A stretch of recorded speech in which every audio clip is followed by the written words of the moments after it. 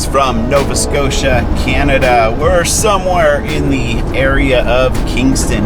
It is a beautiful day. The winds have died down. Our little campsite for the night was wonderful.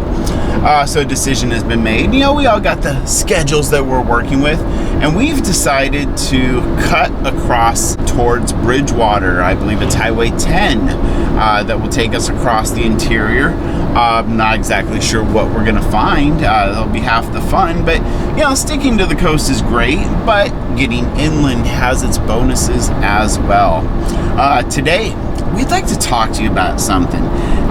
You know how much we hate labels, and this is nothing more than just a label, but we'd like to have a little discussion and show all the contradictions of what's the difference between overlanding and RVing and overlanding. I think the first thing that we can agree about when we are talking about labels like this is that usually they're based in stereotypes, and I think that's very much the case in this instance.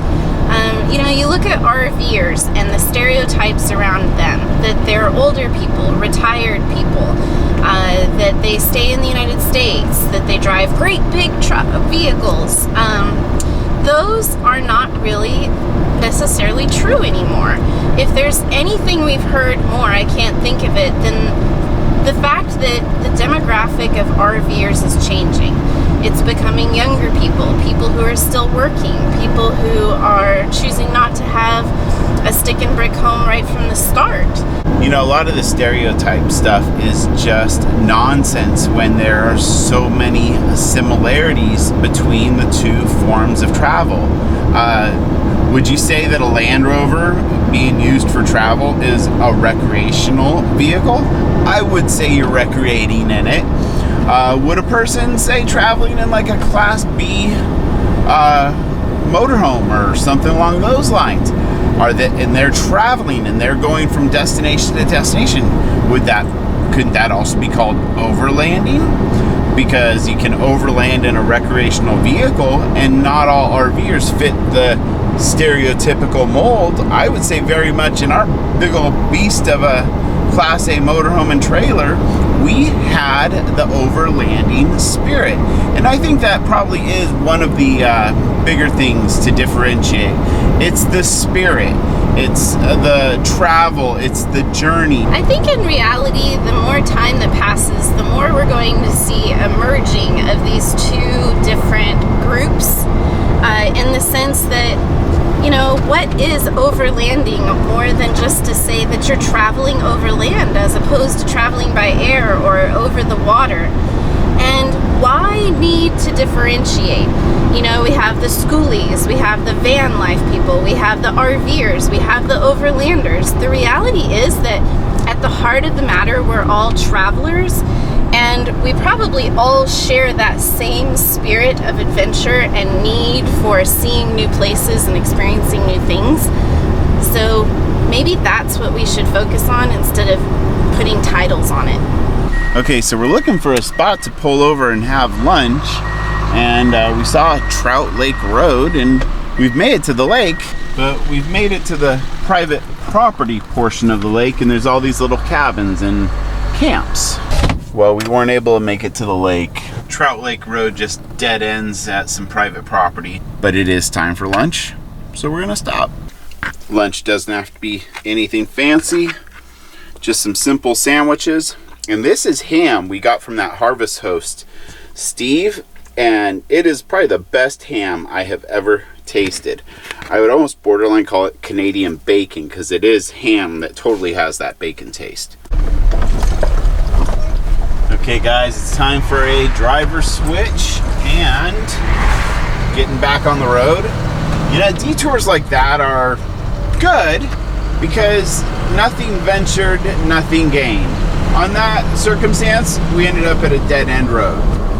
It could have turned out to be something awesome, but that's a whole nother conversation. Now, traveling via these apps and websites versus just winging it and taking it on the go. We might get the opportunity to share something new with you guys tonight. I was looking for a place to stay and was checking out Boondockers Welcome, and there's a delightful sounding place nearby us. So if you aren't familiar with Boondockers Welcome, they are a website very similar to Harvest Host, but instead of it being farms or orchards, it's people's private residences. And they, if you join the website for an annual fee, they give you access to their directory of hosts. And those hosts have little pages that you can visit that tell you about them and about the place where you can stay. Usually gives you how large of a vehicle they can accommodate, if they have any types of hookups or services, and how long you are welcome to stay at their property. So, once you pick a place out, then you can make a request right there on their website. And it even lets you know how long it usually takes them to respond and whether or not they allow you to do a same-day request like we're doing today. Okay, this one may seem a little weird, but we see a sign that says 4x4 Rally. We have 4x4. Lunan County Off-Road Racing? I don't know. I'm just going on record to say that this is really weird to show up and have no idea what we're showing up to, or Well, here's the tricky part. if Check this we're out. welcome, or what. Wait, check Or this what out. we're showing up to. So it says 4x4 Rally, but there's the road right there. I'm not saying we couldn't make it, but I think I'd rather try this road right here. That looks like a 4x4.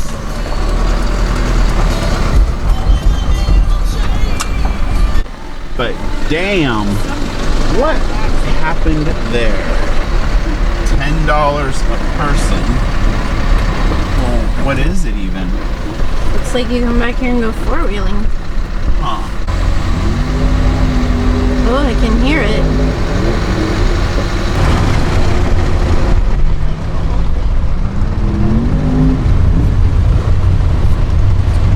Pretty cool vehicles, though. Yeah? Well, alright, it's a race. They want $10 a person. The only advantage I saw of that would be maybe we could dump our cassette toilet in their outhouses. Well, win some, lose some. It was worth checking out.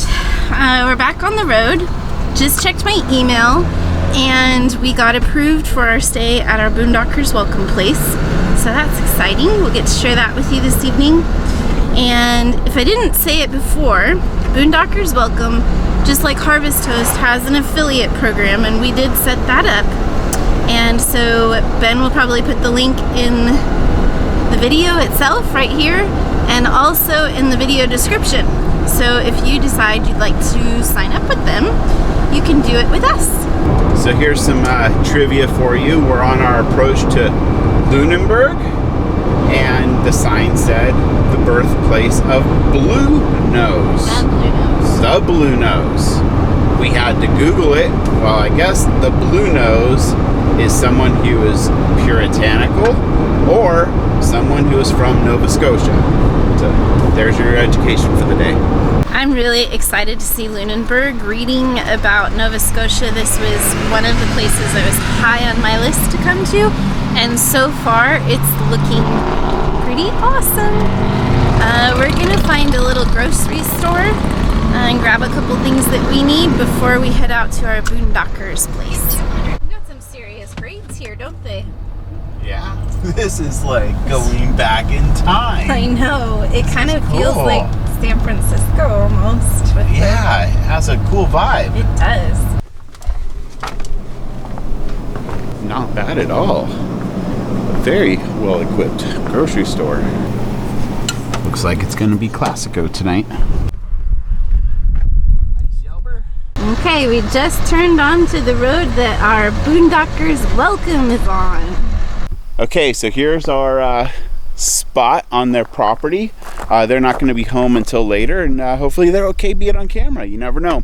But we're going to be very respectful. All right, there's wind noise, so I'll make it quick, but this is spectacular. The other thing that we're starting to see finally are these infamous rocks that you've seen in all of the pictures about Nova Scotia, and they're finally here, like rocks with evergreen trees, an ocean, and then sea life growing on them. It's awesome. Beautiful.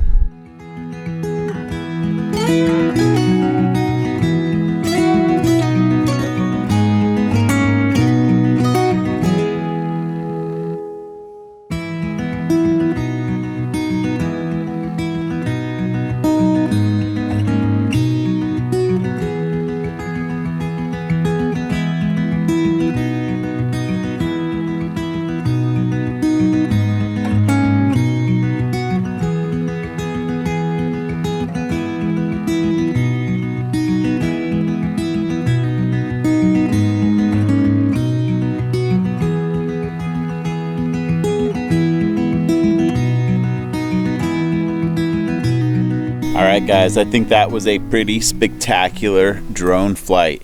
Thanks for riding along with us today and experiencing the randomness of life on the road and our discussion about RVing versus overlanding. So, hey, hit that subscribe button if you haven't already, and we will see you on the next video. Okay, Benjamin, I think it's time to test your skills at being able to get off of a hill with what do you call this thing? This is steep. Oh, goodness. All right, I'm going to have to employ the tactic of... Wow, really? You're going to have to use the brake? Oh, God. Oh, wow. First gear is a bit jumpy. That was not very graceful. It was not. But first gear is a jumpy one. I'm sure to blame it on the gearing. All right, where to next? I don't know. I lost my phone.